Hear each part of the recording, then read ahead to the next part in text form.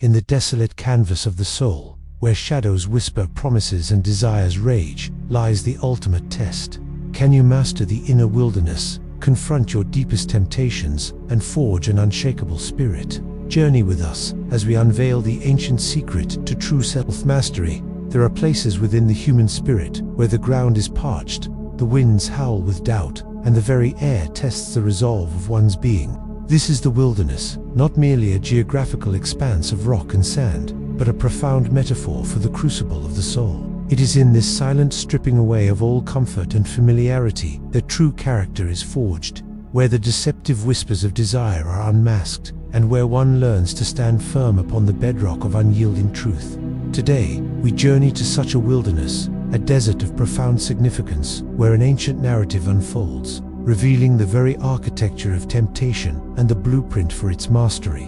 We speak of the 40 days of Jesus in the wilderness, a period of fasting, solitude, and intense spiritual combat chronicled in Matthew 4. This is not merely a tale of miraculous endurance.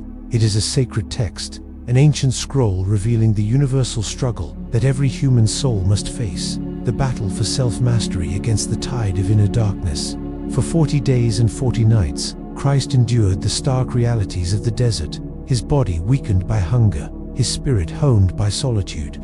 This deliberate withdrawal, a stoic practice of voluntary discomfort and intentional introspection, set the stage for an encounter not with external foes, but with the insidious architects of inner chaos. The wilderness then becomes the ultimate training ground for the Christian Stoic, a place where the ego is humbled, attachments are severed, and the true source of strength is revealed. After this period of intense preparation, when his human vulnerability was at its peak, the tempter arrived. And here, we must understand the tempter not merely as an external entity, but as the personification of those very forces within us. Our primal urges, our towering ambitions, our desperate cravings for comfort, power, and validation. These are the inner demons that, unaddressed, can lead even the most resolute among us astray. The first temptation struck at the most fundamental level, physical need. If you are the Son of God, tell these stones to become bread. Imagine the agony of profound hunger, the primal scream of a body pushed to its absolute limit. Yet, the tempter's cunning lies not in the mere suggestion of bread, but in the implied doubt. If you are the Son of God, it challenged Jesus' identity, his faith, and his very divine authority. This temptation echoes loudly in our modern world, a realm saturated with desires. We are bombarded by endless calls to satisfy every immediate craving, to transform every stone of discomfort into the bread of instant gratification. The desire for more, the pursuit of fleeting pleasures, the insatiable appetite for material possessions. These are the stones we are constantly urged to turn into bread. We are told to consume, to acquire, to alleviate every discomfort at once. This is the soft tyranny of immediate pleasure, a path that promises fulfillment but often delivers only emptiness and further longing. From a Christian Stoic perspective, this is a profound lesson in temperance and rational desire.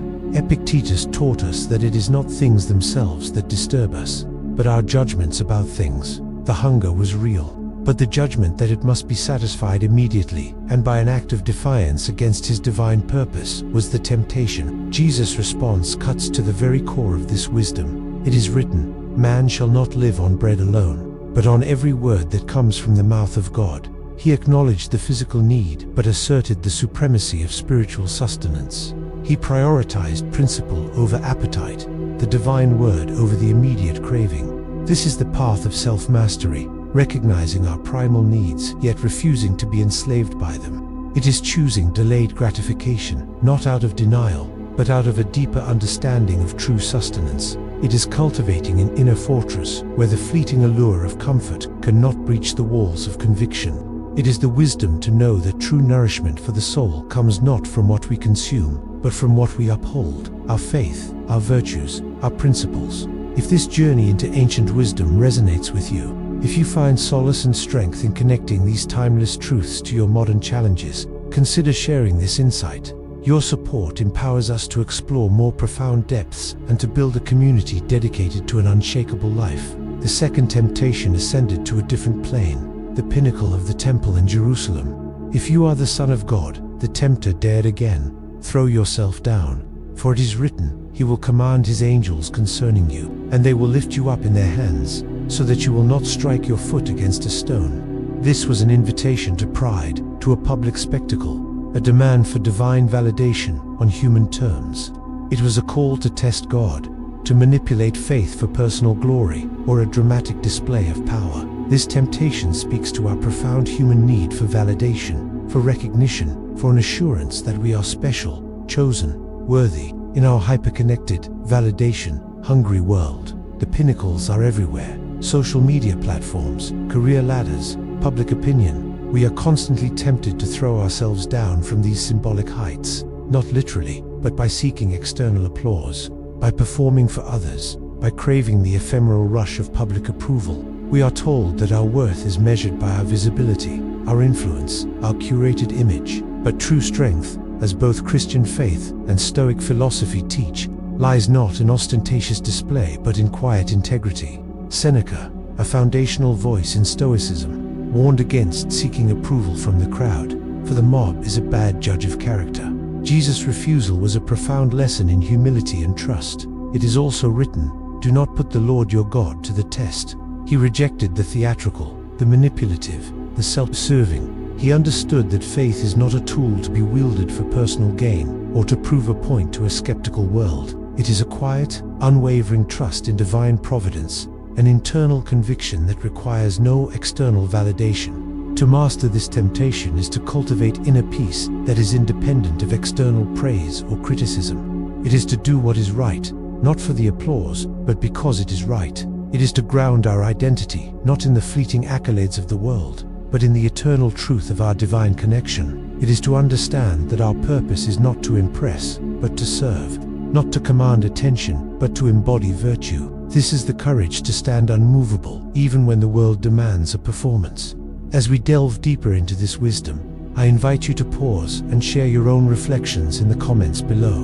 What pinnacles in your life have tempted you to seek external validation, and how do you strive to anchor your self-worth in something more enduring? Your perspective enriches our collective pursuit of strength and meaning. Finally, the tempter scaled the ultimate height, leading Jesus to a very high mountain and showing him all the kingdoms of the world and their splendor. The offer was audacious, the promise intoxicating. "All this I will give you, if you will bow down and worship me." This was the temptation of ultimate power, of worldly dominion, of a shortcut to achieving his mission without the path of suffering, sacrifice, and the cross. It was the lure of compromise, a moment of bowing to evil to gain all earthly glory. This is arguably the most insidious temptation, for it speaks to the deepest human craving for control, for influence, for the ability to shape the world according to one's will. In our own lives, we face this daily. The modern world offers countless kingdoms, corporate power, political influence, material wealth, social dominance, each demanding a subtle or not so subtle compromise of our principles, our integrity, our very soul. We are tempted to cut corners, to betray our values, to engage in unethical practices, all for the promise of a quicker path to perceived success or security. The tempter whispers, "Just this one time, just this one small compromise, and all this will be yours." The Christian Stoic confronts this temptation with an unwavering commitment to virtue and a profound detachment from externals. True freedom, as both Christ and the Stoics taught, is not found in controlling the world, but in mastering the self. It is in the recognition that external power is fleeting, often corrupting, and ultimately incapable of delivering true peace or purpose. Epictetus taught that we should concern ourselves only with what is within our power, our thoughts, our actions, our character, and to accept what is outside our control with equanimity. Jesus' response was definitive and absolute. "Away from me, Satan, for it is written, worship the Lord your God and serve him only." This was not merely a theological statement.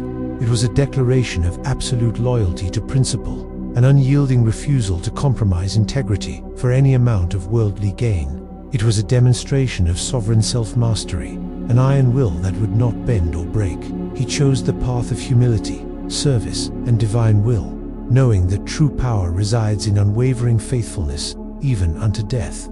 The wilderness then becomes a profound metaphor for the internal battles we all face. Every day we are in our own wilderness, confronted by the tempter in various guises, the hunger for immediate gratification, the yearning for external validation, the seductive promise of power and control at any cost. These temptations are not distant historical events. They are the living, breathing challenges that shape our character, test our faith, and define our journey. Jesus' triumph in the wilderness offers us an immutable blueprint for navigating these inner landscapes.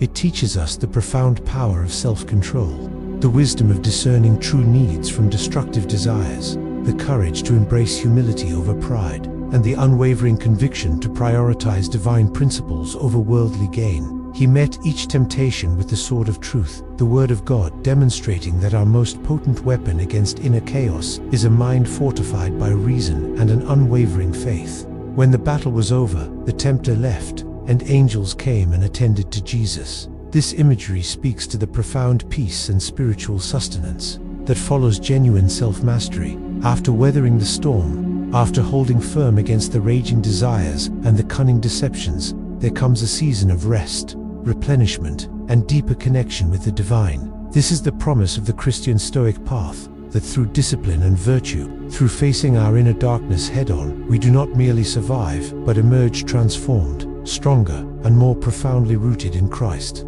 The wilderness is not a place to avoid, but a crucible to embrace. It is in these moments of profound testing, in the solitude of our inner struggles, that we truly discover who we are, what we believe, and what we are capable of enduring. May you, in your own wilderness moments, find the courage to confront your temptations, the wisdom to choose principle over pleasure, and the unwavering faith to stand firm. And as you do, may you forge an unshakable life rooted in Christ, guided by Stoic virtues, and ready to face any challenge that life may present, emerging ever stronger, ever truer. You have embraced the profound wisdom of the wilderness, a blueprint for self-mastery against the temptations of our age. But how do you truly fortify your mind and spirit against the endless calls for instant gratification, external validation, and the deceptive promises of power in your own daily wilderness moments? To build that unshakable life, rooted in Christ and guided by timeless virtues, you need practical tools. To arm yourself with reason and unwavering faith, a clear and powerful case for Christian beliefs, and to understand the very architecture of virtue, explore C.S. Lewis's Mere Christianity, for daily wisdom that translates ancient Stoic principles into practical guidance for modern challenges, helping you cultivate serenity, self-knowledge, and resilience. Make the daily Stoic your essential companion, and for deep personal reflection, a direct path to inner peace and the enduring insights of a philosopher king. Discover Marcus Aurelius's Meditations. Don't just listen to these truths, embody them. Click the links below in the description to access these transformative guides and start your journey towards an unshakable life today.